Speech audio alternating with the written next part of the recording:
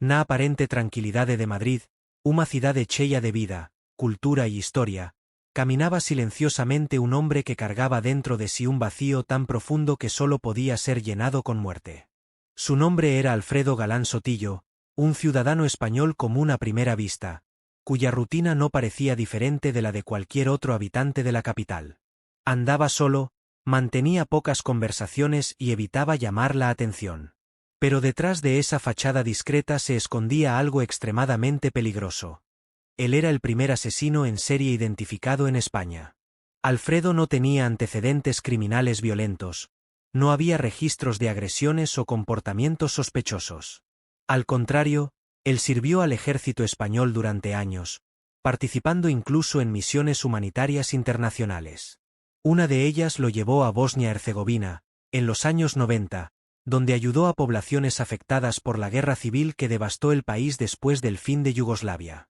Allí, convivió con armas, entrenamiento militar y situaciones extremas de violencia y desespero.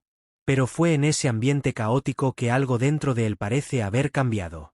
El contacto con el dolor humano, la impunidad, el uso constante de armas, todo eso pudo haber encendido una chispa sombría que antes dormitaba en su mente. Cuando regresó a España, trajo consigo no solo memorias y historias de guerra, sino también una pistola Beretta 9 milímetros, ilegalmente contrabandeada desde Bosnia, un arma que, años después, sería responsable por arrebatar 6 vidas inocentes. Sotillo elegía sus víctimas al azar. No eran personas con las que tuviera conflictos, ni objetivos específicos. Él simplemente caminaba por las calles, observaba a alguien, decidía matarlo y disparaba. Sin advertencia, sin motivo claro, solo por impulso. Algunos morían en el acto, otros agonizaban mientras intentaban entender por qué fueron atacados. Las autoridades comenzaron a investigar, pero inicialmente no lograban establecer conexiones entre los casos. Después de todo, las víctimas no tenían relación entre sí, no había robos ni señales de lucha. Los crímenes parecían aleatorios demasiado para estar relacionados. Sin embargo, cuanto más pasaba el tiempo, más evidente era que una sola persona estaba detrás de todo. Era como si Alfredo Galán Sotillo jugara al gato y el ratón con la policía. Él parecía disfrutar mantener su identidad oculta, ver a la sociedad vivir en miedo sin saber de dónde venía la amenaza.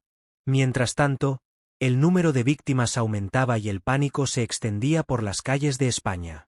¿Quién era ese hombre? ¿Cómo alguien aparentemente normal podía esconder tanto odio y frialdad? ¿Qué realmente motivaba sus crímenes? Y, sobre todo, ¿por qué nadie sospechó de él antes? Esas son las preguntas que vamos a explorar en este vídeo. Prepárate para sumergirte profundamente en la historia de Alfredo Galán Sotillo, el primer asesino en serie de España, un hombre común por fuera, pero con un corazón sombrío por dentro. El primer crimen conocido de Alfredo Galán Sotillo ocurrió el 24 de octubre de 1997, en un jueves tranquilo en Alcalá de Henares, una ciudad ubicada a unos 30 kilómetros de Madrid. Era un día como cualquier otro. El sol estaba débil, los comerciantes abrían sus tiendas, los niños iban a la escuela y los adultos se preparaban para otro día de trabajo. Nada indicaba que, en las calles de aquella ciudad aparentemente pacata, una vida sería arrebatada de forma brutal y sin motivo aparente. La víctima fue Francisco Javier Ruiz Martínez, un joven de solo 21 años, estudiante universitario y hijo único de una familia sencilla. Caminaba por la calle San Pablo, volviendo de un encuentro con amigos, cuando todo cambió. Sin aviso, sin conversación, sin provocación, Alfredo se acercó por detrás y disparó un tiro a quemarropa en la nuca de Francisco Javier. El proyectil atravesó su cráneo con una fuerza descomunal, saliendo por la cara y dejando un rastro de sangre y horror en el pavimento de la acera. Francisco cayó inmediatamente, sin tener tiempo siquiera de entender lo que estaba ocurriendo. Testigos quedaron paralizados. Algunos corrieron a ayudar, otros gritaron asustados. Pero ya era tarde. La vida del joven había sido apagada en fracciones de segundos, por alguien que nunca antes había visto. La policía llegó rápidamente al lugar, pero no encontró ninguna pista concreta. No hubo lucha, ni señales de robo o conflicto. Solo un cuerpo en el suelo y una bala aún caliente. En aquel momento, muchos creían que era obra de un ajuste de cuentas o de un acto aislado de violencia urbana. Pero eso era solo el comienzo. 2 meses después, el 18 de diciembre de 1997, el silencio de las calles fue nuevamente roto por un disparo mortal. Esta vez, en Toledo. Ángel Luis López Gómez, un hombre de 42 años, trabajador manual y padre de 2 hijos, caminaba tranquilamente por la avenida del Ejército cuando fue sorprendido por un extraño. Igual que en el caso anterior, el tirador usó la misma técnica. Aproximación silenciosa, puntería precisa y un solo disparo fatal. Ángel también fue alcanzado en la cabeza, cayendo muerto en medio de la calle. Esta vez, la policía comenzó a prestar atención. 2 hombres muertos, en ciudades diferentes, con pocos meses de intervalo. Y lo peor, ninguno de los dos se conocía. No había conexión entre ellos, ninguna conexión obvia que justificara el crimen. Parecía aleatorio, pero el método era idéntico. Las investigaciones empezaron a cruzarse. Las balas retiradas de los cuerpos fueron analizadas, y tras exámenes forenses, se descubrió que habían sido disparadas por la misma arma. Esto significaba que los crímenes estaban relacionados. Un patrón estaba comenzando a surgir, y era aterrador. Un asesino silencioso, eficiente y letal caminaba libremente por las calles de España. La prensa pronto notificó los casos, aumentando el miedo en la población. Familias comenzaron a restringir la salida de sus hijos por la noche. Trabajadores evitaban caminar solos por calles desiertas. Y la pregunta flotaba en el aire: ¿quién era este asesino misterioso? Mientras tanto, Alfredo Galán Sotillo continuaba su rutina normal. Caminaba por las calles, pasaba inadvertido entre la gente y parecía completamente inofensivo. Pero dentro de él, algo pulsaba. Un deseo incontrolable de matar. Y él sabía que no se detendría tan pronto. Los primeros disparos habían resonado, y eran solo el inicio de una serie de asesinatos que conmocionarían al país entero. En los años siguientes a los primeros asesinatos, los crímenes comenzaron a repetirse con una regularidad aterradora. Cada pocos meses, una nueva vida era arrebatada en diferentes ciudades de la región central de España. Las víctimas eran hombres desconocidos entre sí, elegidos al azar, sin motivo claro o conexión visible. Y, otra vez, el método siempre era el mismo. Aproximación silenciosa, un solo disparo en la cabeza y huida tranquila. En septiembre de 1999, otro nombre entró en la lista de víctimas de Alfredo Galán Sotillo. Esta vez, el crimen ocurrió nuevamente en Toledo, ciudad ya marcada por uno de los primeros ataques del asesino. La víctima fue José María Jiménez, un hombre de 34 años, funcionario público y conocido por su rutina disciplinada. Salía de su trabajo cuando, cerca de una gasolinera en los márgenes de la carretera principal, fue sorprendido por detrás. El disparo fue a quemarropa, impactándolo en la cabeza. José María cayó inmediatamente, sin oportunidad de defensa. Testigos corrieron a ayudar, pero ya estaba muerto. Otra vez, el autor desapareció sin dejar rastros. La única certeza era que el patrón se repetía. No había lucha, ni robo, ni señales de identificación. Era como si alguien estuviera jugando al cazador en las calles de España. Con este nuevo crimen, las autoridades comenzaron a considerar seriamente la posibilidad de estar ante un asesino serial. Hasta entonces, España no tenía registros oficiales de casos así, al menos no oficialmente. Un criminal que mataba sin motivo aparente, usando el mismo método, con un arma ilegal y sin dejar pistas. Era algo inusual, casi increíble. La policía reunió toda la información disponible. Comparó las balas encontradas en las escenas anteriores con las recién retiradas del cuerpo de José María. Los exámenes forenses confirmaron lo que todos temían. Todas provenían de la misma arma. Esto solo reforzaba la sospecha de que una sola persona estaba detrás de todo. Comenzó entonces a ser elaborado un perfil psicológico del posible autor. Se trataba de alguien calmado, paciente, capaz de planear y ejecutar sus crímenes con frialdad. Un hombre que parecía vivir entre la gente, sin levantar sospechas. Alguien que caminaba por las calles tranquilamente, observaba a sus víctimas y actuaba en el momento correcto. Las investigaciones también revelaron que los lugares de los crímenes tenían algo en común. Eran áreas con movimiento moderado, donde era fácil acercarse sin llamar la atención. Además, los horarios variaban. Alfredo atacaba tanto durante el día como por la noche, lo que indicaba flexibilidad y control emocional. Mientras tanto, la sociedad vivía en alerta constante. La prensa noticiaba cada nuevo caso con énfasis, aumentando el miedo colectivo. Familias evitaban salir por la noche, personas permanecían alertas ante el menor movimiento extraño en la calle. Y la pregunta flotaba en el aire: ¿quién sería el próximo? A pesar de todo el esfuerzo de las autoridades, el asesino seguía suelto.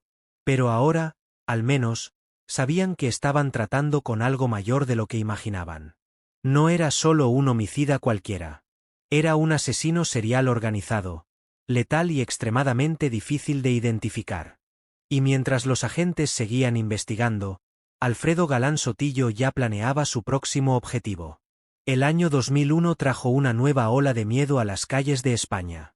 Después de 2 años sin nuevos registros, Alfredo Galán Sotillo volvió a actuar, y esta vez, eligió como escenario de la muerte a la propia capital, Madrid. El 7 de junio de aquel año, la ciudad vivía un típico día de primavera. Las calles estaban animadas, turistas paseaban por las plazas históricas y residentes seguían sus rutinas normales.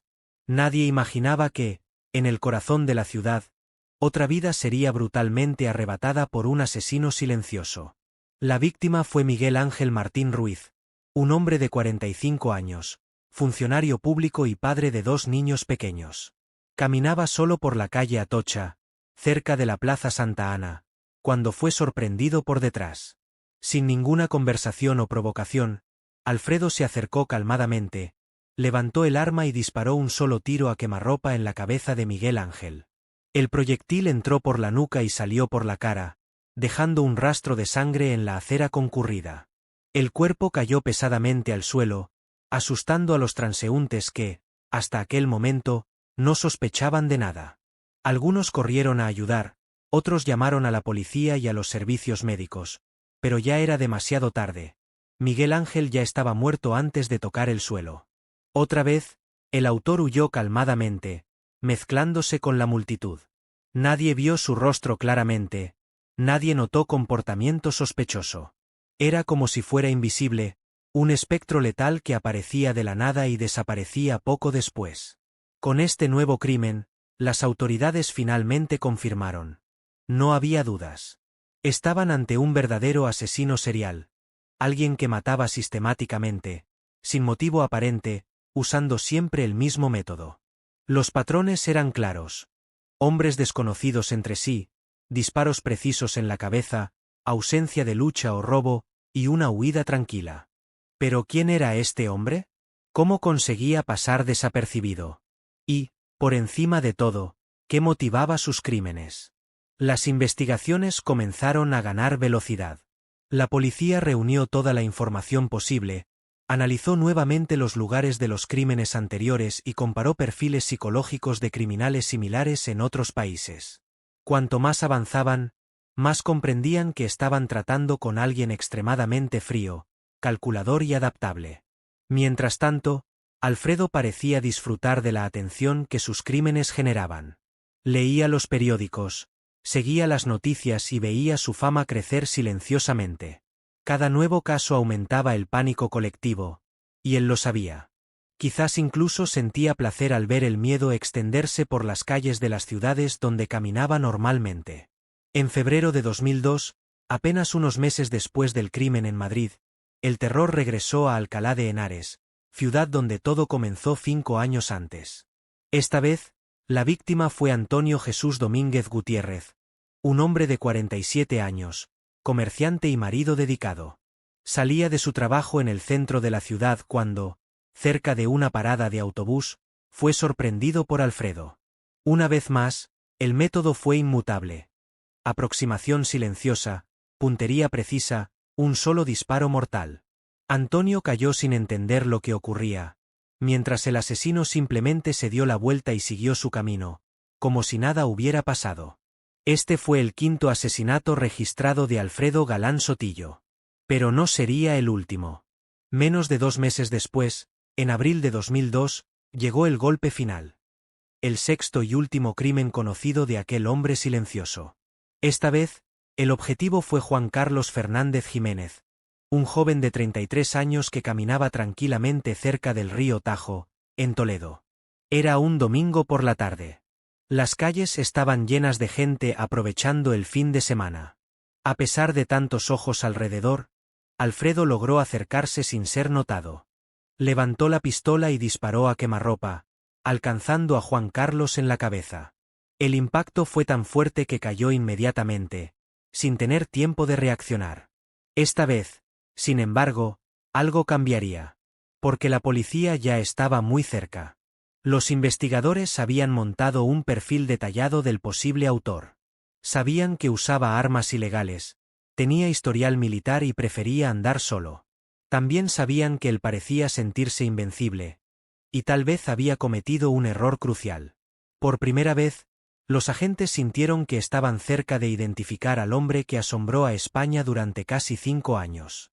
Y así, con 6 vidas arrebatadas y 3 intentos frustrados, Alfredo Galán Sotillo estaba a punto de ser descubierto. En la mañana del 15 de mayo de 2002, un equipo especializado de la policía española se preparaba para cumplir una orden judicial que podría cambiar la historia del país. Las investigaciones habían llegado a su punto culminante. Todas las evidencias apuntaban a Alfredo Galán Sotillo como autor de los 6 asesinatos y 3 intentos de homicidio ocurridos en los últimos 5 años. La operación fue montada con extrema cautela. Se trataba de alguien entrenado, acostumbrado al uso de armas y movimientos estratégicos. Además, no había certeza sobre cómo reaccionaría ante la detención. ¿Sería pasivo? ¿Intentaría escapar? ¿O incluso ofrecería resistencia armada? Alrededor de las 7 horas de aquella mañana, agentes de la Policía Nacional llegaron a la residencia de Alfredo, ubicada en un barrio tranquilo de Madrid. El apartamento era modesto, sin lujos ni excentricidades. Era el tipo de lugar que no llamaría la atención. Perfecto para alguien que quería vivir entre la gente sin ser notado. Los policías rodearon el edificio silenciosamente. 2 agentes se posicionaron frente a la puerta, otros 2 por la parte trasera, mientras el resto esperaba en vehículos discretos cerca. El plan era simple. Entrar rápidamente al apartamento, inmovilizar al sospechoso y asegurarse de que ninguna arma estuviera disponible. Con la orden judicial en mano, los agentes tocaron la puerta. No hubo demora. Alfredo abrió calmadamente, vestido con ropa casual, como si estuviera a punto de salir a caminar o hacer compras. Sus ojos, sin embargo, mostraban algo más complejo, quizás sorpresa, quizás resignación.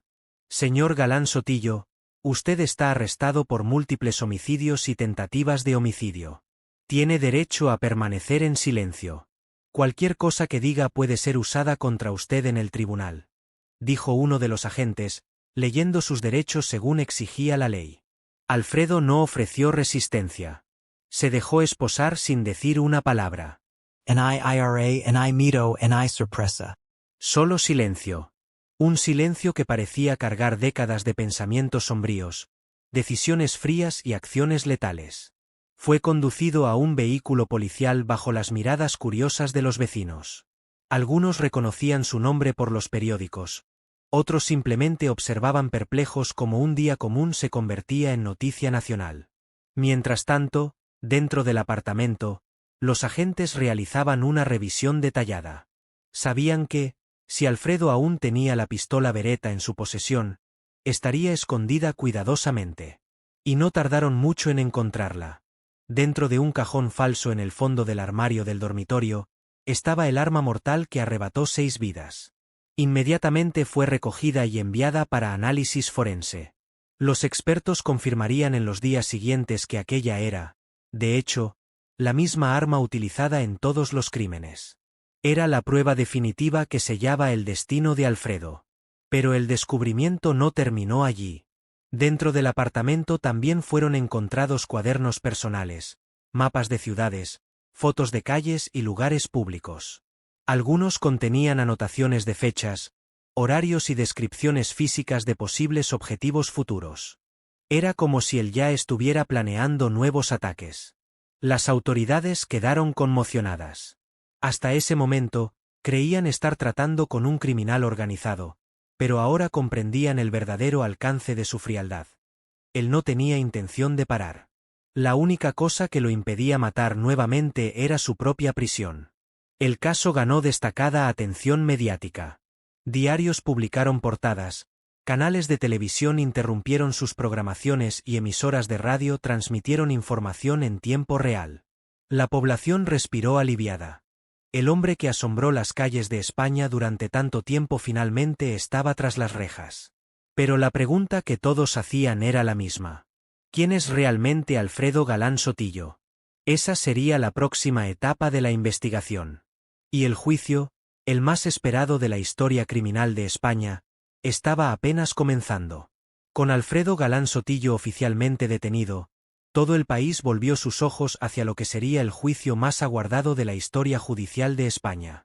Era la primera vez que el sistema judicial español se enfrentaba a un caso de asesino serial, y las autoridades sabían que necesitaban construir una estrategia sólida para garantizar una condena justa y ejemplar. El proceso comenzó en octubre de 2002, solo unos meses después del arresto. El tribunal responsable fue la Audiencia Nacional, ubicada en Madrid, especializada en casos de alta relevancia nacional e internacional. El juez encargado del caso era José Luis Calvo, un magistrado experimentado, conocido por su firmeza e imparcialidad. Las audiencias fueron abiertas al público, y los periódicos reservaron páginas enteras para cubrir cada minuto del juicio. Televisoras transmitieron en vivo las entradas y salidas del acusado, mientras los familiares de las víctimas asistían tensos, esperando respuestas que, quizás, nunca llegarían. Alfredo llegó al tribunal vestido con ropa sencilla, sin mostrar nerviosismo ni remordimiento.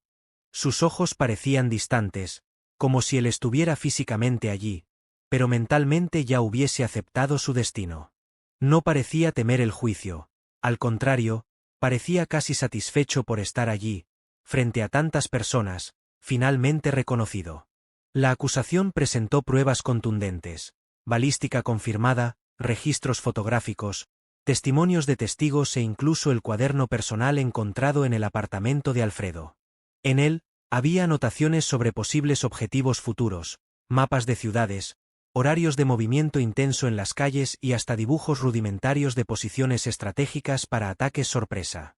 El fiscal, Carlos Mendoza, condujo la presentación con seriedad y emoción. Este hombre eligió aleatoriamente a 6 personas inocentes y les quitó la vida sin motivo. No hubo conflicto, no hubo lucha, no hubo razón. Hubo solo muerte, fría y calculada. Los familiares de las víctimas escucharon emocionados. Algunos lloraban en silencio, otros mantenían los ojos fijos en Alfredo, tratando de entender cómo alguien aparentemente normal podía haber cometido actos tan brutales. Durante el juicio, psiquiatras forenses también fueron llamados. Uno de ellos, el doctor Javier Rojas, explicó que Alfredo sufría de un trastorno de personalidad antisocial grave, con rasgos de psicopatía. Esto significaba que él entendía el bien y el mal, pero no sentía remordimiento ni empatía por las víctimas. Él sabe perfectamente que matar está mal, afirmó el médico durante su testimonio. Pero eso no le genera ninguna reacción emocional negativa. Para él, es algo neutral, incluso placentero. La defensa, por su parte, intentó argumentar que Alfredo podría sufrir algún trastorno mental más profundo, sugiriendo que fuera internado en una institución psiquiátrica en lugar de cumplir pena en régimen cerrado. Pero los informes médicos no respaldaron esta hipótesis. Los expertos coincidieron. Él era plenamente consciente de sus actos. Durante su declaración final, Alfredo tuvo la oportunidad de hablar. Fue entonces cuando el mundo vio, por primera vez, el verdadero rostro del monstruo. Sentado en la mesa de los acusados, levantó los ojos hacia el juez y dijo, calmadamente: «Yo sé que hice cosas horribles. Pero no podía parar.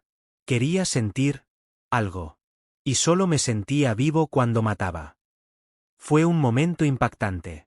Las cámaras capturaron el shock en los ojos de los presentes. Familiares de las víctimas se levantaron indignados. El juez golpeó el martillo y pidió orden en la sala. En esa frase, Alfredo admitió todo. No solo los crímenes, sino también el placer perverso que sentía al cometer cada uno de ellos. Era como si, de alguna forma, él estuviera orgulloso. Después de semanas de testimonios, análisis y debates jurídicos, el veredicto final fue anunciado el día 18 de diciembre de 2002. Alfredo Galán Sotillo fue condenado a 142 años de prisión, la mayor sentencia aplicada en la historia penal de España hasta aquel momento. Pero, irónicamente, él no cumpliría todos esos años tras las rejas. Según la legislación española, la pena máxima efectiva es de 25 años. Esto significaba que, aunque condenado a más de un siglo de prisión, tendría derecho a libertad condicional a los 52 años de edad. El anuncio causó indignación entre la población. ¿Cómo alguien que arrebató 6 vidas podría volver a las calles en menos de 3 décadas? Muchos consideraron la decisión injusta. Familias de las víctimas exigieron cambios en la ley. La prensa publicó editoriales cuestionando el sistema penal. Y Alfredo, él escuchó la sentencia con calma, como si ya lo esperara. Al día siguiente, fue trasladado a la prisión de Valdemoro, una unidad de máxima seguridad cercana a Madrid, donde comenzaría a cumplir su pena. Y así, después de 5 años de terror, el primer asesino serial de España finalmente estaba tras las rejas. Pero su historia no terminaría allí. Tras ser condenado a 142 años de prisión, aunque cumpliendo máximo 25, Alfredo Galán Sotillo fue trasladado a la prisión de Valdemoro, una de las unidades más seguras del sistema penitenciario español. Ubicada a unos 20 kilómetros de Madrid, esta prisión alberga criminales considerados de alto riesgo, incluyendo miembros de pandillas, terroristas y asesinos en serie. Desde sus primeros días, fue sometido a una serie de evaluaciones psicológicas y médicas. Aunque ya había sido diagnosticado durante el juicio con trastorno de personalidad antisocial grave, los profesionales responsables de su análisis interna querían comprender mejor su perfil psicológico, sus patrones de pensamiento y sus motivaciones. Lo que encontraron fue a un hombre frío, calculador, pero sorprendentemente cooperativo. Alfredo respondía a las preguntas con calma, sin mostrar ira o frustración. En algunos momentos, incluso parecía divertirse al describir sus acciones. Yo no elegía a las víctimas por odio. Las elegía porque necesitaba sentir poder. Algo me decía, hoy es él. Y yo obedecía. Estas declaraciones fueron registradas por los propios psicólogos forenses y posteriormente utilizadas en estudios académicos sobre asesinos en serie y psicopatía. Muchos expertos vieron en él el ejemplo clásico de un asesino organizado, alguien capaz de planear, ejecutar y ocultar crímenes con gran control emocional. Pero no todos los presos lo veían con indiferencia. Dentro de la prisión, hay relatos de que era mantenido en aislamiento parcial por razones de seguridad. Muchos de los otros reclusos evitaban contacto directo con él, temiendo que pudiera atacar nuevamente, incluso tras las rejas. La administración carcelaria también adoptó medidas especiales. Pasó a tener horarios diferentes para actividades colectivas, como ejercicio físico y comidas. Además, siempre era acompañado por guardias armados durante cualquier movimiento dentro de la unidad. A pesar de todas las precauciones, Alfredo llevaba la vida en prisión con tranquilidad.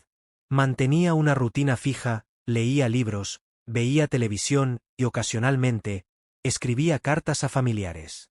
Nunca recibió visitas frecuentes. Su madre, ya anciana, venía de vez en cuando, pero no parecía comprender completamente lo que su hijo había hecho. A lo largo de los años, se convirtió en objeto de estudio constante. Universidades, centros de criminología y grupos de investigación sobre violencia criminal pidieron acceso a sus registros psiquiátricos. Sus testimonios, entrevistas y anotaciones personales fueron utilizados como base para disertaciones, tesis y documentales. Uno de los estudios más relevantes fue publicado en 2007 por el Instituto Nacional de Medicina Legal de España, titulado Perfiles psicopáticos en criminales violentos. El artículo destacó a Alfredo como un caso típico de psicopatía secundaria, caracterizada por impulsividad, falta de remordimiento y necesidad constante de sensaciones intensas. Especialistas afirmaron: no mataba por dinero, venganza o religión. Mataba por impulso, por deseo de control, y sobre todo, por sentirse vivo en el momento exacto en que quitaba una vida. Mientras tanto, fuera de la prisión, el impacto de sus crímenes aún resonaba. Familias de las víctimas luchaban por seguir adelante, mientras la sociedad debatía cuestiones complejas: la eficacia del sistema penal, el tratamiento de psicópatas en el país y la posibilidad de rehabilitación de individuos con historial tan violento. Muchos se preguntaban: si puede salir tras 25 años, ¿qué garantiza que no vuelva a matar? Esta duda permaneció latente por años. Pero mientras Alfredo cumplía su pena, el debate crecía. Movimientos sociales y familias de víctimas comenzaron a presionar por cambios en la legislación penal, especialmente en cuanto a la liberación condicional de criminales violentos. Además, su caso sirvió como alerta para autoridades y profesionales de seguridad. Se creó un nuevo protocolo de investigación para casos similares, basado en las fallas y descubrimientos obtenidos durante el proceso de identificación de Alfredo. El sistema policial comenzó a invertir más en perfiles psicológicos, análisis de patrones comportamentales y vigilancia discreta de individuos con historial militar o participación en zonas de conflicto. Técnicas modernas de balística y cruces de datos también fueron mejoradas gracias al caso. En resumen, Alfredo Galán Sotillo dejó un legado trágico, pero real. Enseñó a España que el mal no siempre viene con cara de monstruo. A veces, camina entre nosotros, silencioso, invisible, hasta que sea demasiado tarde. Y aunque su nombre sigue siendo sinónimo de miedo, violencia y caos, también se convirtió en un recordatorio constante. El peor peligro muchas veces no es lo que vemos, sino lo que no podemos ver. Alfredo nació el 26 de mayo de 1963 en Madrid. Creció en un entorno marcado por la pobreza y la negligencia familiar. Hijo de padres alcohólicos, tuvo una infancia difícil, rodeada de violencia y abandono. Sus primeros años transcurrieron entre orfanatos e instituciones sociales, donde fue constantemente etiquetado como problemático.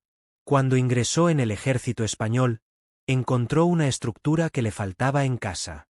Allí aprendió disciplina, control emocional y el uso de armas, habilidades que años después serían utilizadas para fines terribles.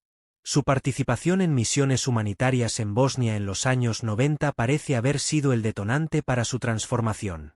En medio de la guerra, el dolor y la impunidad, algo dentro de él parece haber despertado. Cuando regresó a España, trajo consigo no solo recuerdos, sino también una pistola ilegal y un deseo incontrolable de matar. Él elegía sus víctimas al azar, sin motivo aparente. No eran robos, venganzas o crímenes pasionales. Era algo más oscuro, un impulso puro, casi instintivo, de quitar vidas para sentirse vivo. Solo me sentía vivo cuando mataba, declaró durante el juicio. Esas palabras conmocionaron al país entero. Revelaban un perfil inusual. Alguien con razonamiento lógico, pero completamente carente de empatía. Un verdadero psicópata. El caso de Alfredo sirvió como divisor de aguas en el sistema penal y policial de España. Hasta entonces, el país nunca había tratado oficialmente con un asesino serial. La ausencia de patrones claros en los crímenes, el método silencioso y eficiente y la capacidad del criminal para caminar libremente por tanto tiempo pusieron a prueba los límites del sistema de seguridad. Como resultado, surgieron importantes cambios. Creación de protocolos específicos para la investigación de crímenes aleatorios y recurrentes. Inversión en perfiles psicológicos y análisis conductual de sospechosos. Mejora en el sistema de vigilancia y cruce de datos de individuos con historial militar o internacional. Reformulación de criterios de liberación condicional para criminales violentos. Más allá de eso, el caso generó una discusión que trasciende las fronteras penales. ¿Hasta qué punto podemos confiar en la apariencia de normalidad de las personas que nos rodean? ¿Cuántos otros Alfredos podrían estar caminando entre nosotros, ocultando dentro de sí un corazón oscuro?